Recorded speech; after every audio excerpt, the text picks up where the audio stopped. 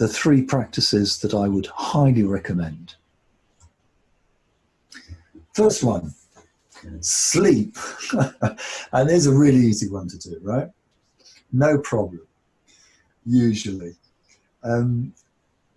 So sleep is amazing. Sleep is something that your brain really, really needs. Shift work, in other words, working nights and sleeping in the day, has been defined as a health hazard by the World Health Organization. The sorts of experiments that they did many years ago, where they would keep people awake for hours on end in order to see how their brain reacted, are now unethical, because they found out that they are really, really bad for you. So sleep is really important. First of all, if you don't get enough, things will go wrong.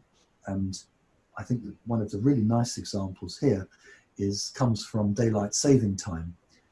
Here in England, we have what's called daylight saving time. You may have it in your country as well, where it's at the end of March. So it was about 3 weeks ago. The clocks go forward by 1 hour. So basically you lose an hour of sleep. That's what happens in effect. And that happens, to everyone. So the next day, it's really interesting to see some of the interesting statistics that happen. There is a spike in traffic accidents. There are far more traffic accidents the next day after you've lost an hour's sleep than there would be normally. There is a spike in suicides, and there is a spike in the severity of sentences that judges hand down in legal courts. It spikes immediately the day after, and then it goes down back to normal after about 3 days. And I think that's extremely interesting statistic. So I'll leave you to think about that. On the positive side, you need to sleep for your memory. You don't either learn things physically or mentally without sleep. It's somehow the brain needs to sort through things, probably in dreams, in order to correctly sequence them. We don't know how this works, but we know that it does. We need sleep for what's called neuroplasticity. In other words, the ability of the brain to learn and change itself, to change its wiring, which is learning, of course, because when we learn something, it changes the wiring in the brain. And that goes for whether we learn a physical skill, like playing the guitar or playing tennis, or a mental skill, or an idea, a mental model, a belief. The brain doesn't care what it is. If you repeat it, it starts to change the brain. And if you want to learn, then you need sleep. It's essential for brain health. I'm sure we've all had this experience as well. After a bad night's sleep, we're more reactive. We're more kind of on edge. We tend to snap at people more. We have less patience. We don't focus so well at all. And in fact, the part of our brain, the amygdala, that's involved in the threat and fear response particularly, and strong emotional responses, is much more reactive, even when you're losing an hour or two of sleep. So it's a very big deal. And I would say get your 7 hours at least, because we need it, and we need it even more now. Okay, second one, exercise. Again, it's not rocket science, but there is just so much research that says exercise is good for you. Our brain is embodied. We have a healthy body, and then the brain's healthy. We sometimes tend to split them apart, and we tend to think about all our cognitive skills, and we neglect our body. And you can't really do that because the brain is part of the body. It's just a very specialized part of the body. So any type of exercise, any type of keeping active is going to help you, even a small amount.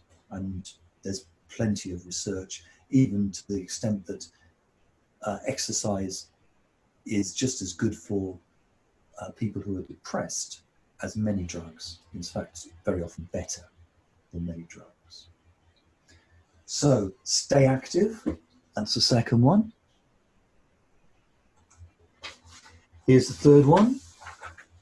Meditation. And when I say meditation, there's several aspects to this. You could think mindfulness. It's a short amount of time, doesn't matter how long, 10, 15, 20 minutes, maybe half an hour, where you sit down and first of all, you relax. Yeah? You let whatever tensions fall away. And that's very important as well.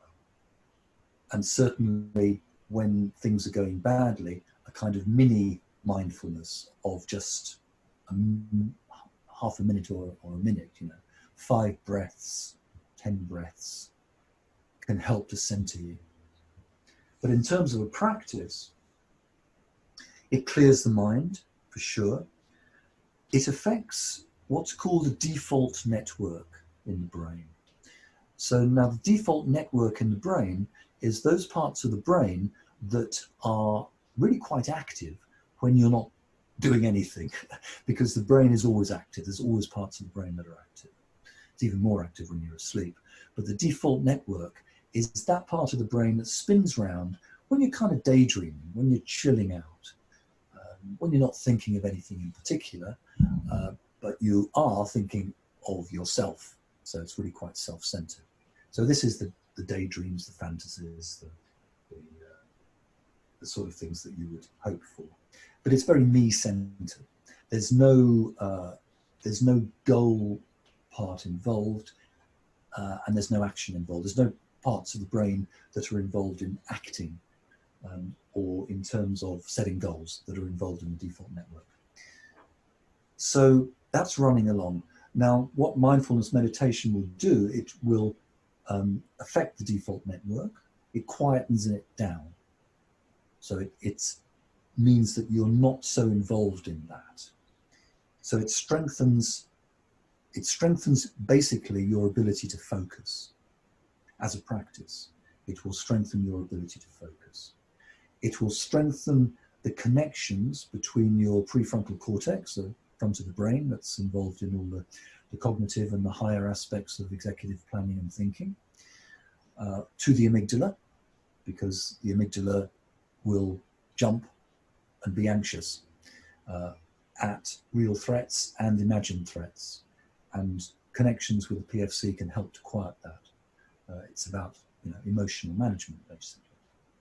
So it helps emotional self-regulation, helps clear the mind, and it also, again, in these times when there are so many things happening and so many different things happening and so many possible things that could happen, especially bad things, that a mindfulness practice allows you to take a mental step back from that and just see it parading in front of you as a thought, because that's what it is. It's a thought.